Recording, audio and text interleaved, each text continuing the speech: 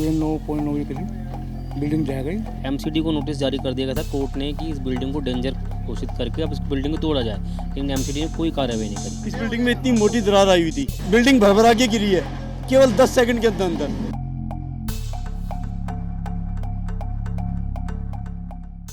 नमस्कार, स्वागत है आप सभी का द न्यूज़ 15 में और मैं हूं आपके साथ शिवानी मांगवानी। तो अभी हम मौजूद हैं दिल्ली के शास्त्री नगर में, जहां पर आज सुबह एक भयावह हादसा हो गया। बता दें कि यहां पर एक 4 मंजिला इमारत भरभरा कर गिर गई, जिसके पीछे आप मेरे देख सकते हैं कि ये वही मलबा है, उसी बिल्डिंग का मलबा है जो आज यहाँ पर गिरी है। ये 4 मंजिला बिल्डिंग थी जो आज यहाँ पर भरभरा कर गिर गई। साथ ही आप देख सकते हैं कितना यहाँ पर ये नुकसान हुआ है। इसके बराबर में एक मकान है जो कि उसमें लेंटर चल रहा था। मिली जानकारी के अनुसार वो लेंटर भी यहाँ पर गिर गया है।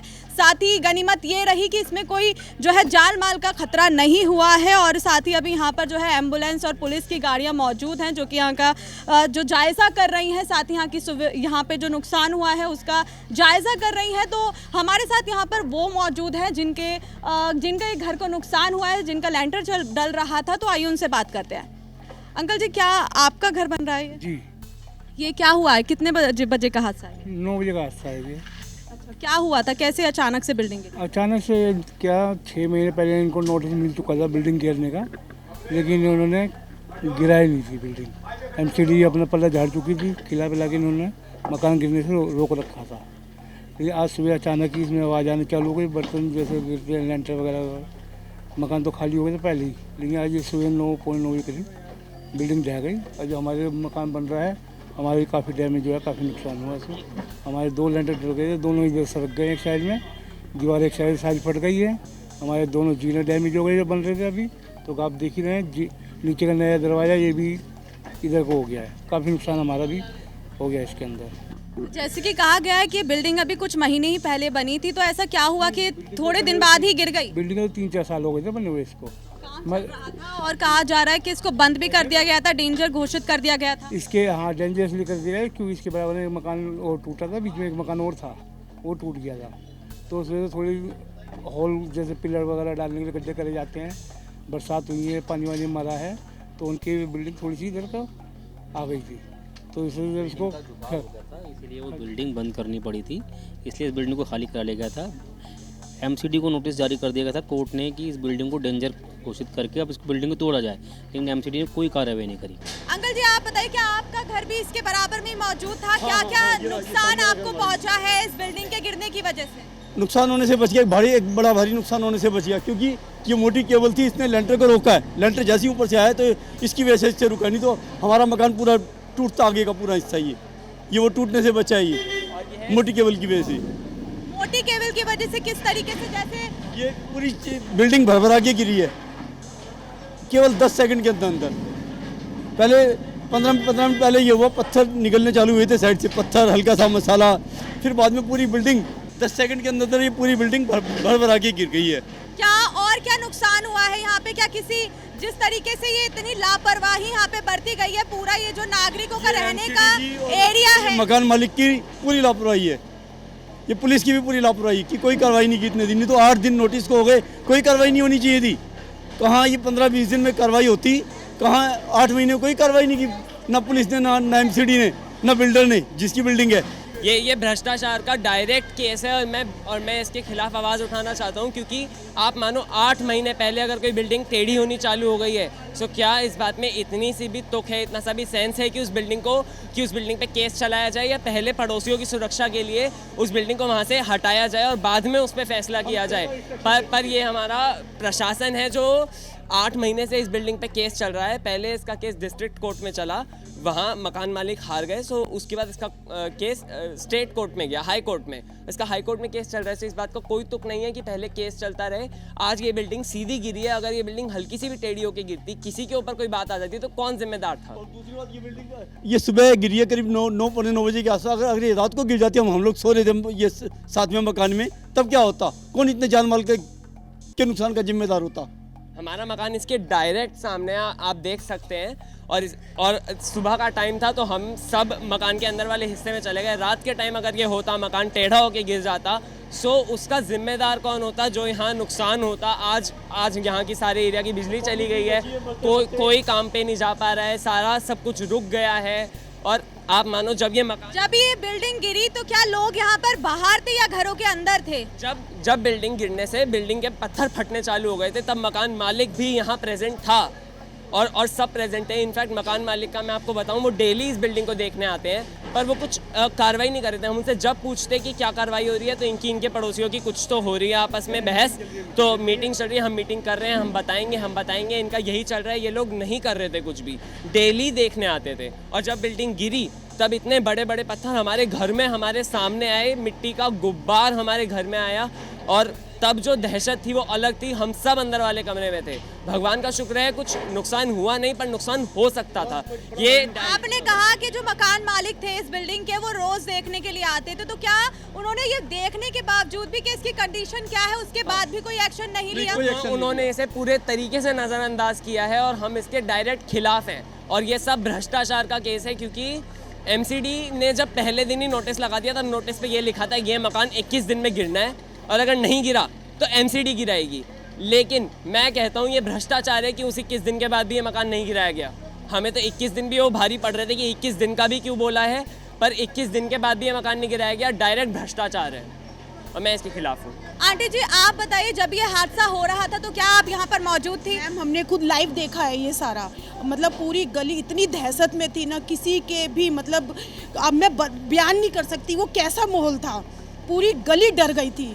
क्या कैसे ये हादसा हुआ? ये पिलर पे खड़ा था मकान और पिलर ऐसे बिल्कुल बैक साइड टेढ़े हो गए थे और ऐसे गिरा, एक एक ईंट निकली है इसकी। और मैम इतना नुकसान हुआ है, देखो साइड वालों का भी। मतलब ये है कि बस भगवान से शुक्र है कि किसी की जान नहीं गई। जब ये हादसा हुआ तो क्या लोग बाहर थे घरों से? सबको बाहर खाली कर दिया गया था। सबने अपने अपने घरों के एक दूसरों की हेल्प करके सबको खाली कराया ये मकान। लेकिन अभी जैसे कि उन्होंने बताया कि जो मकान मालिक है वो रोज आता था, तो क्या मकान मालिक की तरफ से कोई चेतावनी दी गई यहाँ के आसपास के लोगों को? उन्होंने कोई रिस्पॉन्स नहीं किया मैम, उन्होंने कोई रिस्पॉन्स किसी ने भी नहीं किया। पूरी गली रोज बोलती थी कि इस मकान को कुछ करो, इस मकान को कुछ करो, मगर किसी ने नहीं करा। ना एमसीडी वालों ने करा, ना पुलिस ने करा, ना किसी ने भी नहीं करा। सबने हाथ खड़े कर रखे थे। अब जब हादसा हो गया तो अब सब आगे खड़े हो गए हैं। क्या एमसीडी यहाँ पर आई? क्योंकि एमसीडी के द्वारा इसे डेंजर घोषित कर दिया गया था, तो क्या? तो 6 महीने पहले ही कर दिया गया था। 6 महीने से कुछ नहीं हुआ। फिर इसको तोड़ा क्यों नहीं गया? नहीं तोड़, पता नहीं क्या किसने केस डाला कि हम नहीं तोड़ेंगे, ये क्या है, कुछ नहीं किसी को पता। तो इसकी व्यवस्था को लेकर जिस तरीके से कहा जा रहा है कि 6 महीने पहले इसको लेकर नोटिस दिया गया था कि ये गिरने वाली है, तो क्या इसको लेकर यहाँ के आम नागरिकों की जान को लेकर यहाँ पे सतर्कता बरती नहीं गई? मैम कोई सतर्कता नहीं बरती गई है, कुछ भी नहीं सेफ्टी थी, कुछ भी सेफ्टी नहीं थी। क्या जिस तरीके से अभी उन्होंने बताया कि जो बराबर वाला घर है उसका लेंटर भी गिर गया है, तो इस तरीके के नुकसान हुए हैं, तो यहाँ के किस तरीके की व्यवस्था यहाँ पर अभी तक हो पाई है प्रशासन की ओर से? क्या यहाँ पर जो है निरीक्षण के लिए आ रहे हैं पुलिस प्रशासन, या फिर आ रहे हैं अपनी रिपोर्ट लिखकर लेकर जा रहे हैं? किसी ने अभी तक कोई फैसला नहीं सुनाया है। आम नागरिकों के लिए कोई व्यवस्था सुविधा नहीं? कोई भी सुविधा नहीं हुई है। क्या सुनवाई कुछ नहीं हो रही? कुछ भी सुनवाई नहीं हुई है। आप बताइए। एक्चुअल में क्या है, दिल्ली जितने भी दिल्ली में कंस्ट्रक्शन हो रही है, एमसीडी और पुलिस की मिली भगत है, और कितना ही भ्रष्टाचार से पैसा खिलाओ और मकान बना लो, कोई यहाँ कोई लिमिट नहीं है। मतलब आप थे यहाँ पर हादसे के समय मौजूद थे? मैं बिल्कुल मौजूद था, मैं सामने देख रहा था। 2 पाइप थे, वो देख के टेढ़े हो गए। फिर थोड़ी देर बाद देख रहा हूँ मैं 15 और टेढ़े हो गए। हमें पता था आज ये बिल्डिंग गिरेगी, ये तो बिल्कुल श्योर था। मतलब हादसे के समय कोई मौजूद था उसमें बिल्डिंग में? बिल्डिंग में कोई नहीं था, बिल्कुल खाली थी बिल्डिंग। वो बिल्डिंग कब से खाली कराई गई ये है? करीबन 5-6 महीने हो गए। उसके बाद भी अभी तक इसके खिलाफ कोई सुनवाई नहीं? एक्शन नहीं हुआ। एमसीडी वाला तो नोटिस चिपका के और कुछ एक्शन नहीं हुआ। उसके बाद हमें थोड़ा बहुत डिस्प्यूट चल रहा है, वो कोर्ट में चल रहा है। वैसे एमसीडी की तरफ से कोई कार्रवाई नहीं हुई। वो तो सिर्फ एक कलेक्शन का जरिया बना रखा है एमसीडी ने। कंस्ट्रक्शन बनाओ, जितनी मर्जी बना लो, मतलब। और साथ में पुलिस का भी रोल मतलब बराबर है।